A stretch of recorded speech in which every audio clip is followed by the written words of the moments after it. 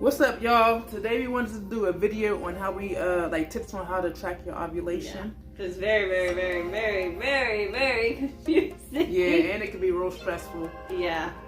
She started with yeah, for apps. I started with the which we all probably have, with the easy at home strips, and I kind of was started blindly. Like, I was like, I want to have a baby. Let me start tracking ovulation, and just kind of started it. And with the easy at home ovulation, excuse me, it was so confusing, and it's like you don't know when to test. You don't know, because you can't drink so much water before you test. You gotta wait for like your second urine, and then you do it again. Excuse me, and later in the day. It's like a lot with the easy at home. Now then, I switched to using the Clear Blue digital ovulation, and with that, you take with your first morning pee, but then you really don't test until the next day. So with that, it's kind of hard too, because you can miss your window also if you like get your peak later in the evening. But for me, I kind of was doing both, and I was getting so stressed out about it, and then she just took over. So she'll tell you what she did, because she's the reason why we got pregnant. Hold on, did you just fart in front of me? Oh my god. Excuse me, Roscoe. Excuse me. Stinks. Alright, so you started. So when you stopped using that, what's the first one you were using? The easy at home ovulation. You started just using the smiley face one. What's that one? Yeah, the Clear Blue digital. Okay. So when we didn't get pregnant tracking that way, I said, I started doing some research. I'm like, she's getting a little frustrated, so let me take over this situation. Yeah. You know what I mean? So basically I did research. So you have to pay attention to your cycles. Like pay attention to your menstrual cycles. Like say if you have a 28-day cycle. You count from the first day of your first cycle, and then you count to the first day of your next cycle. So say if it's 28 days, then it'll be 14. You'll ovulate on the 14th day. Same as like if you have a 26-day cycle, then you'll ovulate on the 12th day. Yeah. So basically, you divide from the start of your first period to the start of your next period and divide it by 2. That's how that works. And let me see, what else was it? But I will say, doing stuff kind of affects your ovulation too. Like for instance, when I drank that clove water, we were supposed to ovulate on the 14th day, and I think it actually pushed it back, and I started freaking out a little bit. Yeah, it messed our cycle up. Yeah, because we had to travel very far to meet our donor, and whenever, because we had to request off of work, like it was a whole process. So we was only able to be there for a certain amount of time, and then we had to get back home. So when my ovulation started acting like that, like on the Clear Blue digital, I had the blinky smiley face for what, 5 to 6 days? Yeah.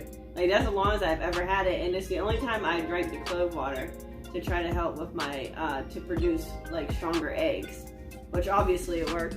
Yeah. But it did push my ovulation back like, what, a day? I think, and I started freaking out. I didn't think it worked. It was just so crazy, but obviously it did. Yeah. And also, like, they say that sperm can live in your cervix for up to 5 days. Yeah, up to. Me personally, but that's I don't recommend. Fresh, not frozen. We don't know fresh. about no frozen or no shipping. Yeah. We're completely talking about fresh sperm here. Yeah. So me personally, I don't recommend you inseminate no more than 4 days before your ovulation. We did the 4th day before, and we did the second day before. You know what I mean? That's how we got pregnant. Which should have been the day before, but since my ovulation got pushed back a day, it ended up being 2 days before my ovulation. Yeah.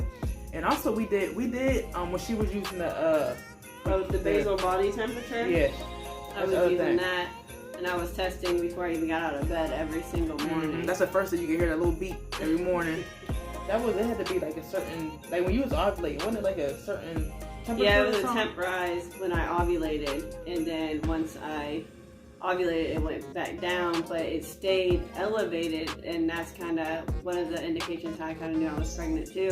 I mean, I really didn't know, but it kind of stayed in like a range, because my body temp is normally around like 97, and it stayed up in like the 98s. So for me, I was like, okay. But also for me, I kind of knew is when I felt my cervix too, because my cervix was really soft. So like soft like lips, and not like the tip of your nose. That's how like a lot of people describe it, like how your lips are kind of soft and your nose is a little bit harder, but it's got like a little push to it, but your cervix will feel kind of like your lips. Yep. And that's kind of how it felt. I'm like, oh, my cervix is soft. Like I just kept like getting signs, but I was trying not to overthink it, because I know in our 2-week wait it's so hard. But this time I was just Yeah, and we waited to test too. We did to our wait. 14th day. Yeah, because before we was testing too early also. And that's like this real disappointment. Even though we wasn't pregnant before, but we did everything exactly to the T this time and we ended up pregnant. Yeah, I waited to the day that I was supposed to get my period to test. Yep.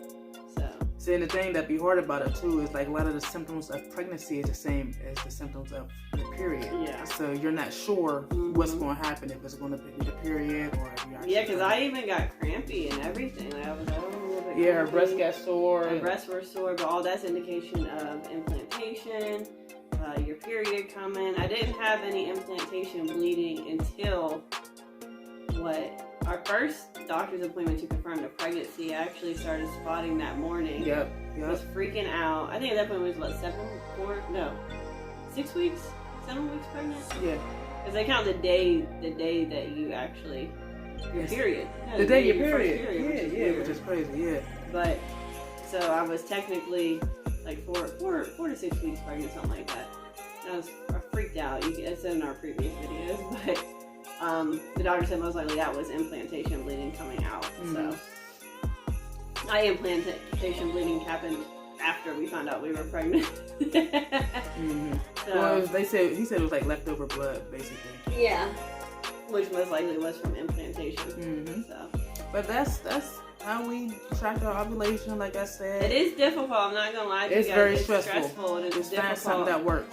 And like right when I was ready to give up, she came in like my personal cheerleader, like, nah, bitch, we ain't giving up. Like, we getting this baby.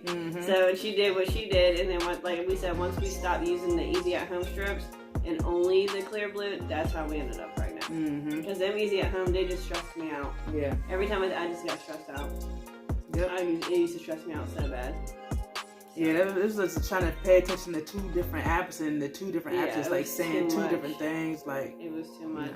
And you can also, in the Easy at Home app, you can log your body basal temperature in there and kind of watch it rise and stuff like that, which was pretty cool. And you keep track of it that way too. And it will actually tell you like the day you ovulate on from your body temperature, which was nice. But that's pretty much it. Like I said, make sure y'all track y'all periods, divide that by 2, and then that's the day you're going to ovulate. So make sure you inseminate, I say, within 4 days before your ovulation date. Yeah. Some people like to inseminate the day peak. Of. Well, they like to inseminate on peak. Now, me, personally, I'm a quick peaker.